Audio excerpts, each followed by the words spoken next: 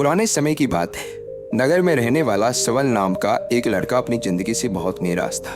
उसकी निराशा का कारण ये था कि अब वह कुछ भी नहीं कर रहा था। उसके माँ बाप उसे ताने मारते कि तेरे सारे मित्र कुछ ना कुछ कर रहे हैं, लेकिन तू अभी भी घर में बैठा हुआ है। मित्रों के बीच भी अक्सर उसका मजाक ही बनता।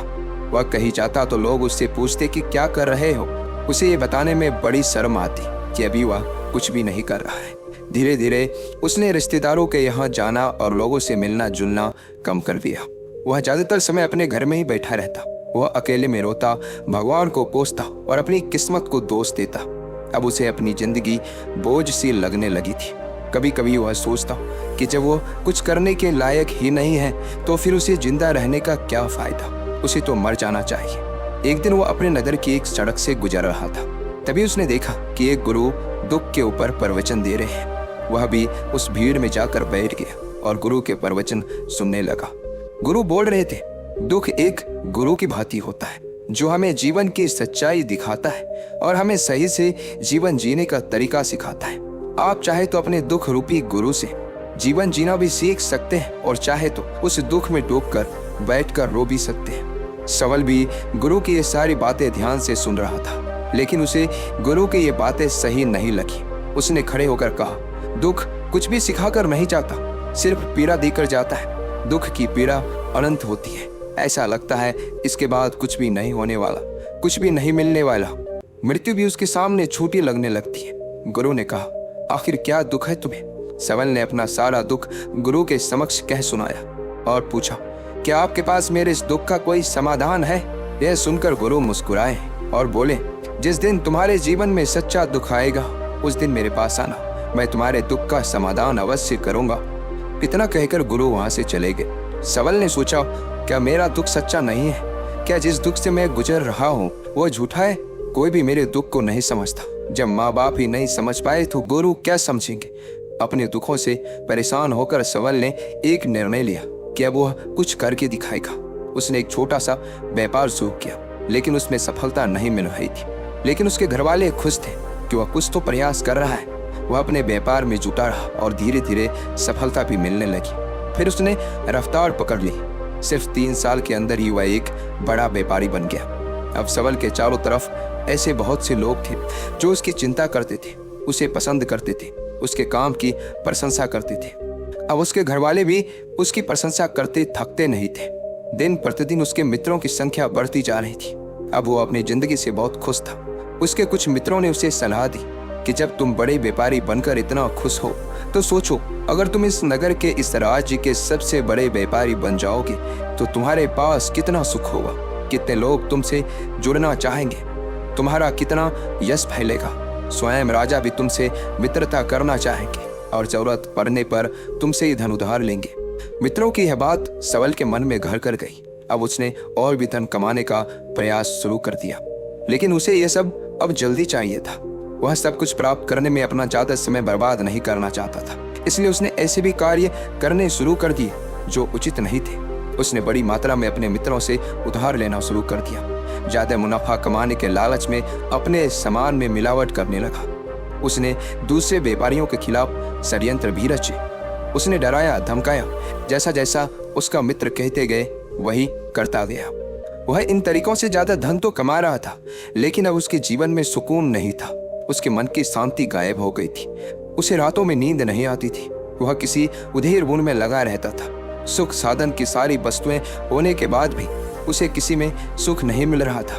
एक दिन सवल अपनी बग्गी में सवार होकर कहीं जा रहा था। तभी रास्ते में उसे गुरु का आश्रम दिखा। वह रुक गया। वह गुरु के पास जाकर बोला, गुरुदेव, आपने कहा था जब तुम्हारे जीवन में सच्चा दुख आए तब मेरे पास आना। मैं अब बहुत ही दुखी हूँ। मेरे रातों की नींद गायब हो गई है। मुझे कहीं सुकून नहीं मिल रहा। इस तरीके से सवल ने अपनी सारी समस्या गुरु के सामने कह सुनाई। गुरु ने कहा, जब तुम मुझसे पहली बार मिले थे तब भी तुम किसी दुख में थे। तुमने उस दुख से क्या सीखा? सवल ने कहा, मैंने सीखा कि सिर्फ सोचने और चिंता करने से कुछ नहीं होता। अपनी सोच को सच करने के लिए कर्म करना पड़ता है और सिर्फ कर्म करने से भी कुछ नहीं होता। अपने कर्म को अंतिम पड़ाव तक ले जाना भी आवश्यक होता है।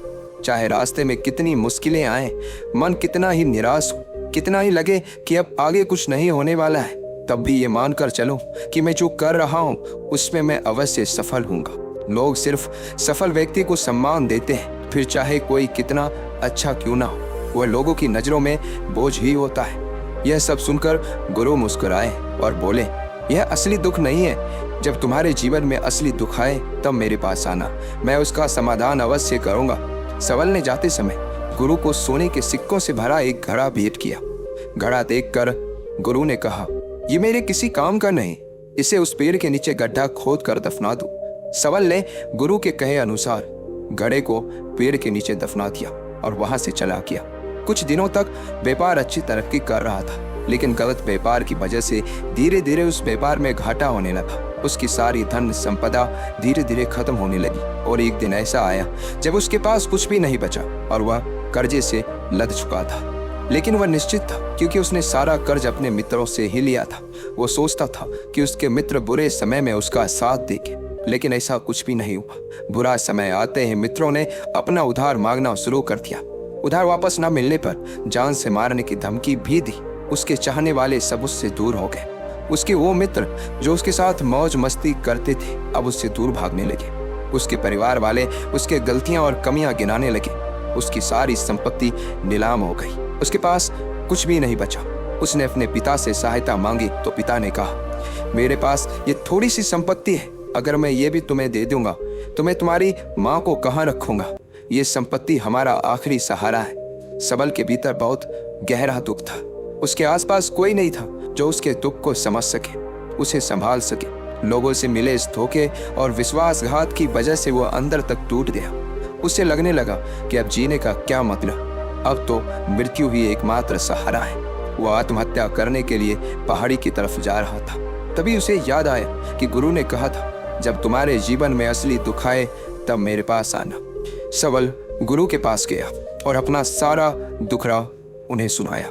आंखों में आंसू भरकर बोला, मेरे इस दुख का समाधान कीजिए गुरुदेव। गुरु ने कहा, जब तुम्हारे जीवन में असली दुख आए तब मेरे पास आना, मैं उनका समाधान अवश्य करूंगा। सबल ने कहा, क्या अभी जो मेरे जीवन में घट रहा है क्या वो दुख नहीं है? आखिर असली दुख होता क्या है? गुरु ने कहा, सबसे पहले तुम मुझे ये बताओ, इस दुख से क्या सीख मिला? सबल ने कहा, मैंने सीखा कि जो लोग हमारी सफलता, हमारी तरक्की की वजह से हमारे जीवन में आए हैं वो हमें धोखा अवश्य देंगे, क्योंकि बुरे समय में हमारे साथ खड़े नहीं होंगे। वह केवल अच्छे समय में हमारा फायदा उठाएंगे और बुरे समय में छोड़कर चले जाएंगे। भरोसा केवल उन्हीं लोगों पर करना चाहिए जो हमारे बुरे समय में, असफलता के समय में हमारे साथ खड़े रहते हैं। लेकिन ऐसे लोग बहुत ही कम होते हैं, पर जिसके पास होते हैं उनकी कद्र करनी चाहिए, उनका अपमान नहीं करना चाहिए। मैंने ये भी सीखा कि कभी किसी के खिलाफ षड्यंत्र नहीं रचना चाहिए, ईमानदारी और धैर्य के साथ काम करना चाहिए और कभी लालच नहीं करना चाहिए। अपना सारा दुख और अनुभव बताने के बाद सबल आंखों में आंसू भरकर गुरु के सामने बैठा रहा। थोड़ी देर बाद गुरु उठे और उस पेड़ के नीचे गड्ढा खोदकर वह घड़ा बाहर निकाला जो सोने के सिक्कों से भरा हुआ था और उसे सबल को दे दिया और कहा, तुम्हारे जीवन में असली दुख आए तब मेरे पास आना। सबल ने गुरु को धन्यवाद दिया और प्रणाम कर वहां से चला गया। उसने उस धन से एक छोटा व्यापार शुरू किया। अब वह एक छोटा व्यापारी बनकर खुश था। अपनी पूरी लगन और ईमानदारी से व्यापार किया। देखते ही देखते वो फिर अपने नगर का एक बड़ा व्यापारी बन गया। उसका जीवन खुशियों और सुविधाओं से भर गया। लेकिन कोई कितना भी अच्छा काम करे, दान करे, पुण्य करे, लोगों की मदद करे, लेकिन जीवन में दुख तो आता है। तो सबल के जीवन में भी दुख आया। उसके माता पिता की मृत्यु के रूप में वो दोनों एक ही दिन मृत्यु को प्राप्त हो गए। सबल अपने माता पिता से बहुत प्रेम करता था, इसलिए उसे उनकी मृत्यु से बहुत गहरा आघात पहुंचा। उन दोनों के पार्थिव शरीर को शमशान घाट ले गया। वहां उनकी अंतिम क्रिया की गई। वहां उसने अपने माता पिता के शरीर को जलते हुए देखा तो उसका मन बेचैन हो गया। उसके अंदर बहुत से प्रश्न उठने लगे। वह घर वापस आया तो अपने माता पिता के घर और संपत्ति को देखा जिसके लिए उसके माता पिता हमेशा लड़ते रहते थे। आज वो लावारिस पड़ी है। आज उसकी देखरेख करने के लिए उसके लिए लड़ने वाले इस दुनिया से चले गए। उसके पिता ने जो भी कमाया था, जो भी बनाया था, सब कुछ यहीं रह गया था। एक दिन पहले किसी से भी अपनी संपत्ति के लिए लड़ जाने वाले उसके पिता आज इस दुनिया से अलविदा हो गए थे। उसका मन इसी तरह के अनेक विचारों के भंवर में फंसा हुआ था। उसे अंदर से अकेलापन और डर महसूस हो रहा था। उसे कुछ खालीपन सा महसूस हो रहा था। उसे लग रहा था कुछ तो है जिसे वो समझ नहीं पा रहा। इसलिए वो गुरु के पास गया। उसे देखते ही गुरु ने कहा, क्या जीवन में कोई दुख है? तो सबल ने कहा, वैसे तो जीवन में कोई दुख नहीं है गुरुदेव, सब सुख है, सब अच्छा चल रहा है। लेकिन आज मेरे माता पिता की मृत्यु हो गई। इस घटना ने मेरे मन को बेचैन कर दिया है। गुरु ने कहा, इसमें दुखी होने वाली कौन सी बात है? एक दिन तो सभी के प्रियजनों को मरना ही है। हमेशा जीवित ना तो कोई रहा है ना कोई रहेगा। एक दिन तो तुम्हें मरना ही है। हो सकता है कल ही मर जाओ या आज भी मर सकते हो। सबल ने कहा, यह आप क्या कह रहे हैं गुरुदेव? मैं भी मर जाऊंगा, पर मैं तो अभी जवान हूँ। गुरु ने कहा, इसी भ्रम में तो सभी जी रहे हैं कि मृत्यु दूसरों को आती है, बुढ़ापा दूसरों को आती है, लेकिन बूढ़ों के सामने ही जवान मर जाते हैं, बच्चे मर जाते हैं। मृत्यु का किसी उम्र से कोई संबंध नहीं, ये तो सबको अपना ग्रास बना लेती है। गुरु की ये बातें सबल के मन में घर कर दी। वो चुपचाप वहां से चला गया, लेकिन उसका मन अब भी बेचैन था, अब भी अशांत था। वह कुछ खालीपन सा महसूस कर रहा था। वह पूरे दिन अपने बारे में सोचता रहा कि वह इस दुनिया में क्यों आया है। क्या सिर्फ चीजों को उपयोग करना और मरना ही जीवन का लक्ष्य है? ऐसे बहुत से प्रश्न उसके मन में लगातार उठ रहे थे, लेकिन उसका उत्तर नहीं मिल पा रहा था। उसका दुख दिन प्रतिदिन बढ़ता जा रहा था। कुछ दिनों बाद वह फिर गुरु के पास पहुंचा और बोला, गुरुदेव, मैं बहुत दुखी हूँ। मैं ये नहीं जान पा रहा हूँ कि मैं कौन हूँ, इस दुनिया में क्यों आया हूँ। ये सुनकर गुरु मुस्कुराए और बोले, आज पहली बार तुम्हारे जीवन में सच्चा दुख पैदा हुआ है। वास्तव में यही वो दुख है जो दुख कहलाने के लायक है, कि हमें पता नहीं कि हम कौन है, क्यों आए हैं, क्या करना है, कैसे करना है। सबल ने कहा, गुरुदेव, मेरे इस दुख का समाधान कीजिए। गुरु ने कहा, हम सभी इंसान जीवन भर क्या इकट्ठा करते हैं? सबल ने कहा, हम सभी इंसान जीवन भर धन, संपत्ति, मान, सम्मान, परिवार, मित्र, शत्रु, पद, प्रतिष्ठा, यही इकट्ठा करते हैं। गुरु ने कहा, क्या इन इकट्ठा हुई सभी चीजों से एक भी चीज साथ ले जाया जा सकता है? सबल ने कहा, नहीं गुरुदेव, इनमें से कुछ भी साथ नहीं ले जाया जाता। मेरे माता पिता के साथ कुछ नहीं गया, सब कुछ यहीं छूट गया है, परिवार, संपत्ति, सब कुछ। तो गुरु ने कहा, अब मेरी बातों को ध्यान से सुनना। इस दुनिया में हमें जो इकट्ठा करना है वो हम इकट्ठा करते नहीं। चीजें जो हमारे सामने होती है लेकिन हम उन्हें देखने का प्रयास नहीं करते। इस दुनिया में हमें जिस चीज को इकट्ठा करना है वो हम खुद हैं। हमें खुद को इकट्ठा करना है ताकि जब मृत्यु हो तो हम एक हो सके और स्वयं को पहचान सके। हम भीतर से बटे हुए हैं। हम बटे हुए हैं प्रेम में, नफरत में, क्रोध में, जलन में, धन में, संपत्ति में, पद में, प्रतिष्ठा में, मान में, पहचान में, धर्म में, जाति में। ऐसे ही सैकड़ों हजारों चीजों और वासनाओं से हम बटे हुए हैं। हम टुकड़ों में जीवन जी रहे हैं। इस बंटवारे की वजह से हमारी चेतना कभी एक नहीं हो पाती। हमारी चेतना बिखर गई है। इसलिए हमारे पास इतना भी समय नहीं है, इतना भी ऊर्जा नहीं है कि हम मुड़कर एक बार अपने भीतर देख सके। वास्तव में जिस धन की कमी, सुविधाओं की कमी, मान सम्मान की कमी को लोग दुख समझते हैं और जीवन भर उसे दुख बोलकर रोते हैं, उनका समाधान खोजने का प्रयास करते हैं, उन्हें उनका समाधान कभी मिलेगा ही नहीं। क्योंकि जिन्हें लोग दुख कहते हैं वो असली दुख है ही नहीं, वो तो सिर्फ इंसान की चाहत है, वो उसकी इच्छा है जिसकी पूर्ति कभी नहीं की जा सकती। इसलिए यहाँ व्यक्ति को ऐसे दुखों का कभी समाधान मिलता ही नहीं। इसलिए इन सब के ऊपर अगर अपने दुखों का परम समाधान चाहिए तो सबसे पहले अपने आप को इकट्ठा करो, अपने ऊर्जा को इस संसार से वापस खींचो और एकत्रित करो। अपने ऊपर ध्यान दो, खुद पर ध्यान लगाओ, पहले अपने आप को पहचान लो, ऐसे ही बिखरते हुए मत चलो। सबल ने कहा, क्या गुरुदेव, हमें ये संसार छोड़ देना चाहिए? अपने सभी इच्छाओं को मार देना चाहिए? किसी से प्रेम नहीं करना चाहिए? धन संपत्ति इकट्ठा नहीं करना चाहिए? मान सम्मान की आशा छोड़ देनी चाहिए?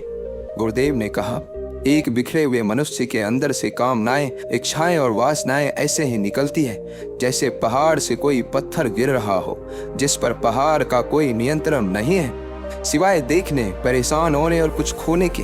इसी प्रकार एक बिखरे हुए मनुष्य की इच्छाएं अनियंत्रित और दुखदायी होती है। उसका अनियंत्रित मन कुछ भी इच्छाएं और कल्पनाएं करता रहता है और दुखी होता रहता है। लेकिन जब व्यक्ति एकत्रित हो जाता है तो वो जो भी करता है उसके नियंत्रण में करता है, तब इच्छाएं भी उसकी इच्छा से निकलती है। सबल ने कहा, गुरुदेव, आपने मेरे सच्चे दुख का समाधान कर दिया।